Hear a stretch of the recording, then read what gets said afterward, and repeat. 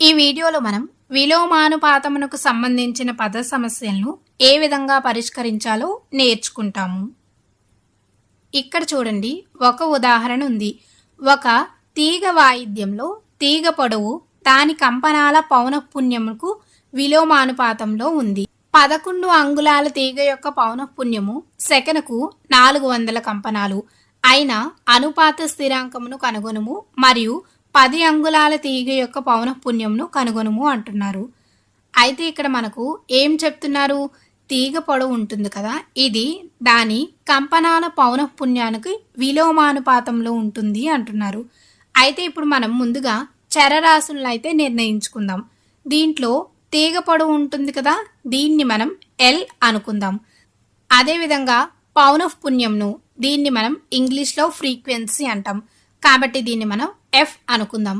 అలాగే అనుపాత స్థిరాంకమును దీన్ని మనం కే అనుకుందాం. అయితే ఏవైనా రెండు రాశులు విలోమానుపాతంలో ఉన్నాయి అంటే దానికి మనం సమీకరణాన్ని ఏ విధంగా రాసుకుంటాము? దీన్ని మనం ముందు వీడియోలో నేర్చుకున్నాము. దీన్ని మనం y = k × 1/x రూపంలో రాసుకుంటాము. అయితే ఇక్కడ ప్రశ్నలో ఏమంటున్నారు? తీగ పొడవు దాని కంపనాల పౌనఃపున్యంకు విలోమానుపాతంలో ఉంది అంటున్నారు. కాబట్టి ఇక్కడ తీగ పొడవు అంటే L = k × 1/f గా రాసుకోవచ్చు. ఇది మనకు సమీకరణము. అయితే ప్రశ్నలో ఇంకా ఏం చెప్తున్నారు? 11 అంగుళాల తీగ యొక్క పౌనఃపున్యము సెకనుకు 400 కంపనాలు అంటున్నారు. దీని నుంచి మనం ఏం చేయాలి? అనుపాత స్థిరాంకంను కనుగొనాలి.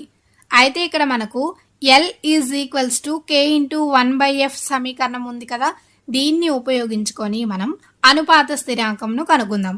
ఇక్కడ L అనేది ఎంత? ఏమిచ్చారు? 11 అంగుళాలు అని ఇచ్చారు. అలాగే k మనకు తెలియదు, ఇప్పుడు మనం కనుక్కుంటాము. మరియు 1/f, ఇక్కడ f అనేది ఎంత? 400 కంపనాలు సెకను. దీని నుంచి మనం అనుపాత స్థిరాంకం అంటే కేను కనుక్కోవాలి. ఏ విధంగా కనుక్కోవచ్చు అంటే ఇప్పుడు మనం ఈ సమీకరణానికి ఇరువైపులా కూడా 400 కంపనాలు సెకనుతో గుణించాము అనుకోండి. అప్పుడు ఏమవుతుంది? ఇది మరియు ఇది, ఈ రెండు కూడా క్యాన్సిల్ అవుతాయి. అప్పుడు మనకు సమీకరణానికి కుడివైపున కేవలం k మాత్రమే మిగులుతుంది. ఎడం వైపు ఏముంటుంది? 400 × 11 అనేది ఉంటుంది. కాబట్టి k = 400 × 11 అంటే ఎంత వస్తుంది? 4400 వస్తుంది. మరియు ఇక్కడ ప్రమాణాలు కూడా ఉంటాయి కదా, ఏమున్నాయి? అంగుళాలు × కంపనాలు సెకను అనేది వస్తుంది. కాబట్టి ఇదే ఏంటి? అనుపాత స్థిరాంకము k. దీన్ని మనం కనుక్కున్నాం. ఇంకా ఏం కనుక్కోవాలి అంటున్నారు? ఇప్పుడు మనం 10 అంగుళాల తీగ యొక్క పౌనఃపున్యాన్ని కనుక్కోవాలి. అంటే దీన్ని కూడా మనం L = k × 1/f అనే సమీకరణాన్ని ఉపయోగించి కనుక్కోవచ్చు. ఇప్పుడు దీంట్లో మనకు L తెలుసు, అలాగే k కూడా ఇప్పుడే కదా మనం కనుక్కున్నాం. దీని నుంచి fను కనుక్కోవాలి. అయితే ఇక్కడ L ఎంత?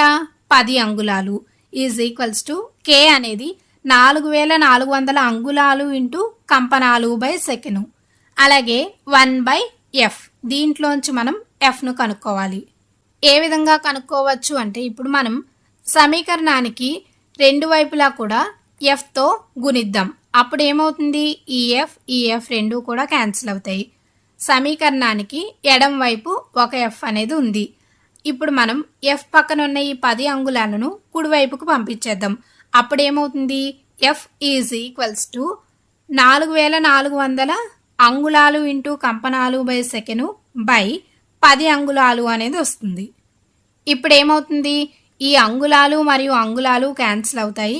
అలాగే ఇక్కడ ఉన్న ఒక 0 కూడా క్యాన్సిల్ అవుతుంది. అప్పుడు మనకు f ఎంత వస్తుంది? 440 కంపనాలు సెకను అనేది వస్తుంది. అయితే ఇదేంటి? 10 అంగుళాల తీగ యొక్క పౌనఃపున్యము.